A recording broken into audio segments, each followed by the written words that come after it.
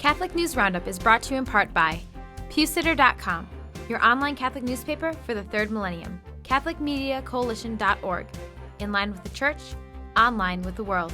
And TheAmericanCatholic.com, politics and culture from a Catholic perspective.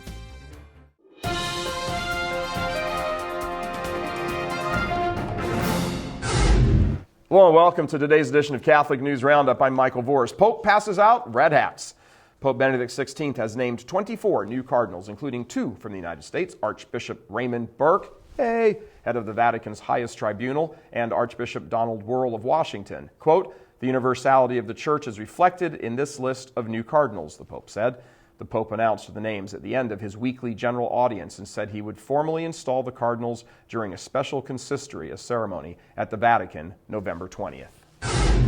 Ruling favors homosexuals. The military is accepting openly homosexual recruits for the first time in the nation's history, even as it tries in the courts to slow the movement to abolish its don't ask, don't tell policy. Some homosexual activist groups were planning to send people to enlist at recruiting stations to test the Pentagon's announcement.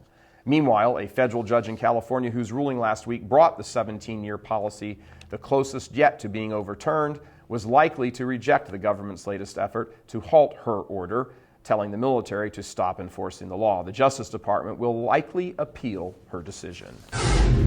Obama and Keehan connection tight. Inside Catholic is reporting that Sister Carol Keehan, president of the Catholic Health Association, has been a frequent guest at the Obama White House. Just released visitor logs reveal that Sister Keehan visited the White House 15 times since the beginning of the present administration.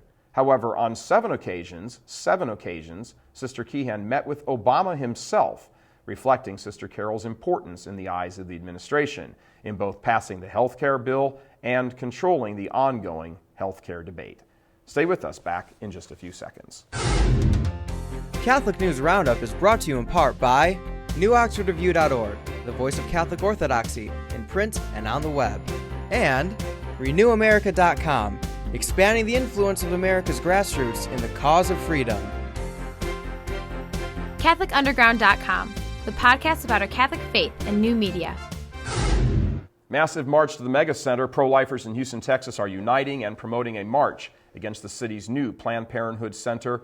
The center is the largest abortion facility in the Western Hemisphere and performs abortions up to the 25th week of pregnancy. According to LifeSite News, organizer of the event say that they are concerned by the ever-growing number of abortions nationally and especially in Houston. And lastly, Tebow chooses life again. Pam Tebow, who made headlines during this past year's Super Bowl with her controversial pro-life ad about her refusal to abort her football star son Tim Tebow, has once again spoken up in defense of life. LifeSite News reports that Tebow has repartnered with Focus on the Family, endorsing Colorado's Personhood Amendment, the only pro-life issue on the ballot anywhere in the U.S. in 2010. Pam Tebow stated, quote, "A child's right to life begins at conception, not at birth. From conception, all children are people made in the image and likeness of God.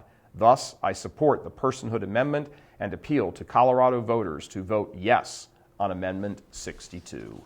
I'm Michael Voris. Thanks for tuning in. Be sure and tune in tomorrow for your daily dose of Catholic News Roundup right here on RealCatholicTV.com. Be sure to check out the Vortex today, where we discuss chastity and obedience and Archbishop Raymond Burke. Thanks for tuning in. Be sure and tell your friends about us. And as always, God bless you.